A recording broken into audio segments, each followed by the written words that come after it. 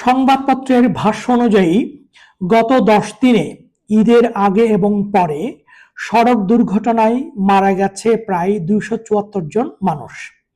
এই যে 274 জন মানুষ, এই সংখ্যা নিয়ে বিতর্ক হচ্ছে।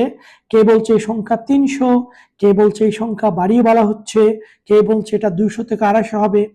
200, 250 বা 274 যাই হোক না কেন, এই যে সংখ্যাটা, এটা কি আপনার কাছে কম মনে হয়? এই সংখ্যাটা, এই যে 274 জন মানুষ মারা গেল, এই 274 কিন্তু কেবল একটা সংখ্যা নয়। এই 274 জন জলজ্জন্ত মানুষ, এবং এই 274 জনের সাথে সংশ্লিষ্ট এবং সম্পৃক্ত আরো শত শত হাজার মানুষ এর সাথে যুক্ত। এই মানুষগুলো যে মৃত্যু হলো, মারা গেল, এই দায় দায়িত্ব কার? কাউকে না কাউকে তো রেসপন্সিবিলিটি নিতে হবে, কাউকে না কাউকে তো জবাবদিহি করতে হবে। মানুষের মৃত্যু আমাদের কাছে এত অনুভূতিহীন হয়ে পড়েছে।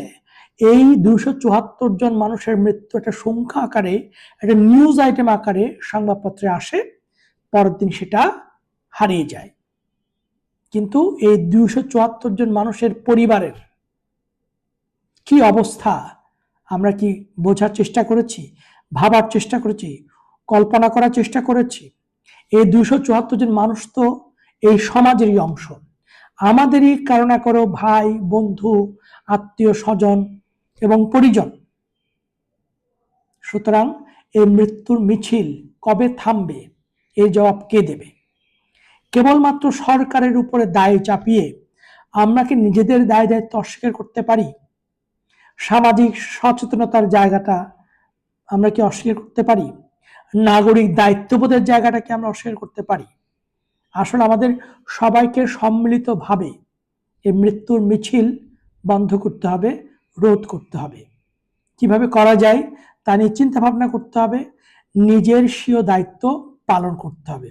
অবশ্যই কর্তৃপক্ষকে এ ব্যাপারে প্রোঅ্যাক্টিভ রোল প্লে করতে হবে, আর আমাদের সবাইকে সহযোগিতা করতে হবে যাতে এই মৃত্যুর মিছিল আর লম্বা না হয়। ধন্যবাদ সবাইকে।